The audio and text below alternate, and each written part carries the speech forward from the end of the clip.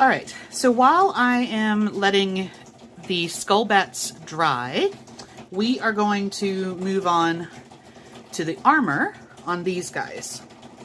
Now, one thing to note, when I was doing the eye sockets on these, I switched to a number 2 brush, and there was no way that I could get to leave that little white dot in there. I just don't have the dexterity to do that. So once that's completely dry, I'll go back in and highlight them up with white, and they'll be fine. Okay, so we're going to do the armor base on these guys.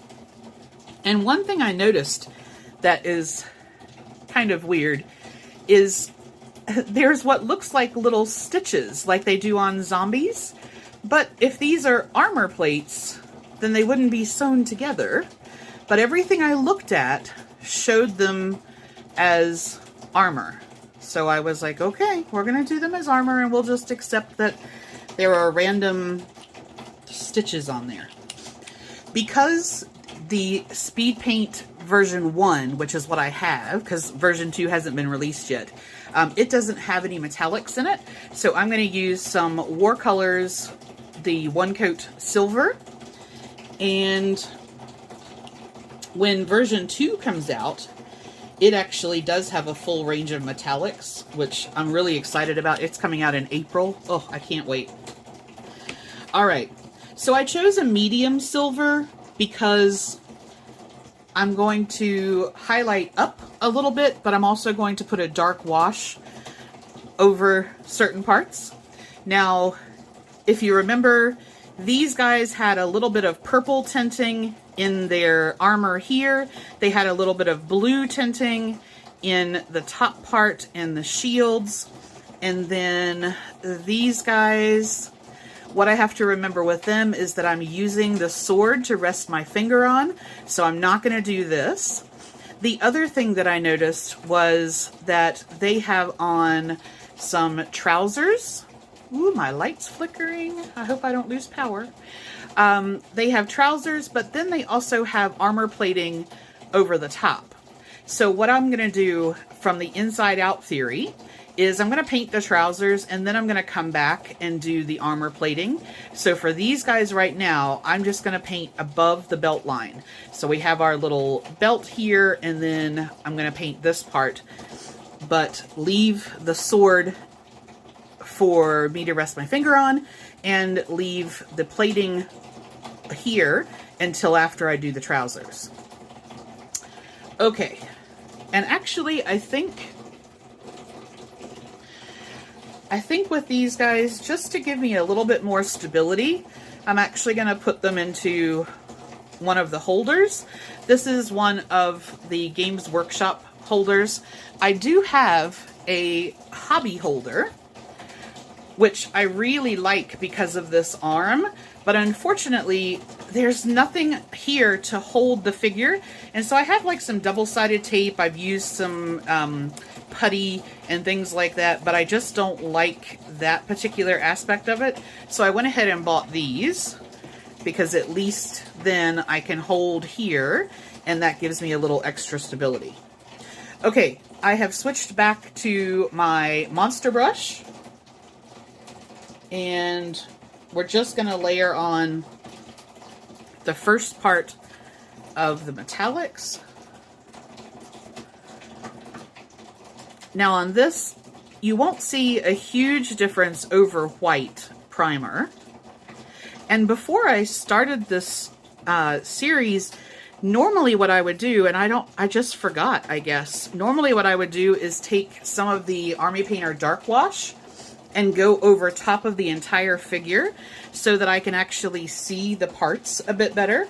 It's almost like a backwards slap chop. So instead of priming darkly and then putting like a white dry brush over the top, I would prime in white because I like the figures to be brighter. And then I would just take the dark wash to really sort of accentuate some of those areas. It just makes it easier to see what's what. But I forgot.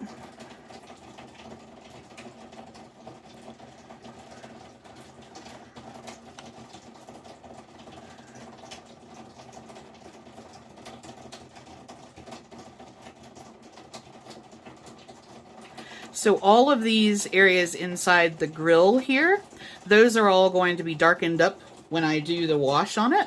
So I'm not too worried about being perfect on those, but I do want to get the edge well.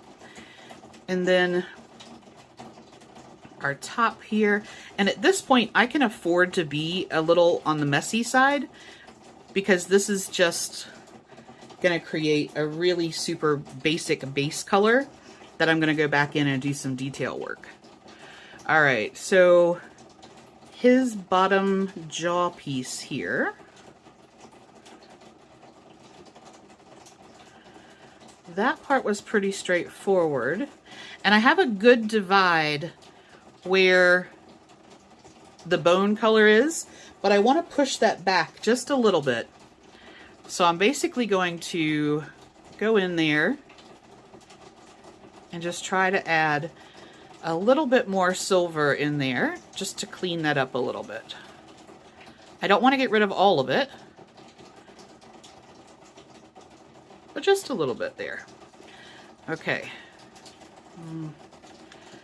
It's a little tricky to get in there. Okay. Then he has a chest plate, and we have down to his belt is going to be armor. Now I wonder if I can hold him.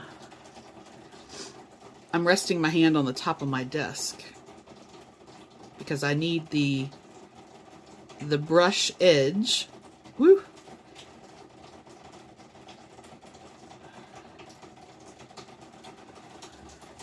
I was trying not to paint his belt, so that's okay there. And then the top part of all of this is armor.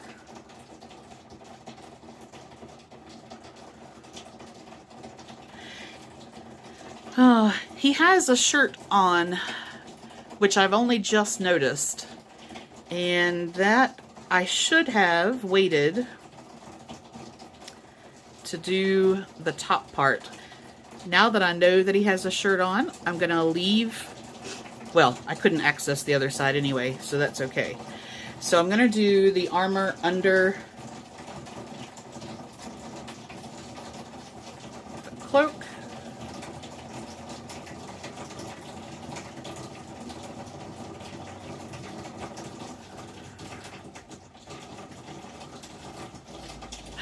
That rain's getting a bit heavy out there.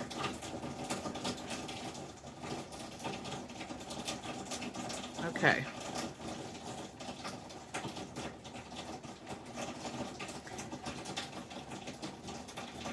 And then for his shield, I want to do some pretty cool something on there, but I'm just going to go ahead and give it the first coat of metallic.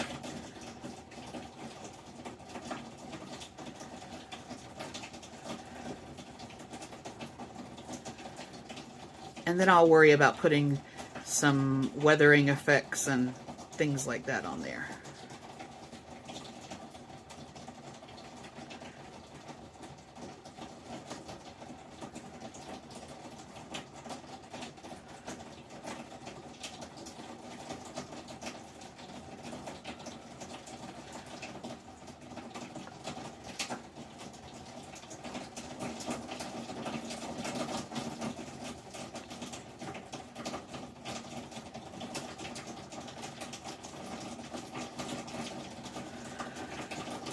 Okay.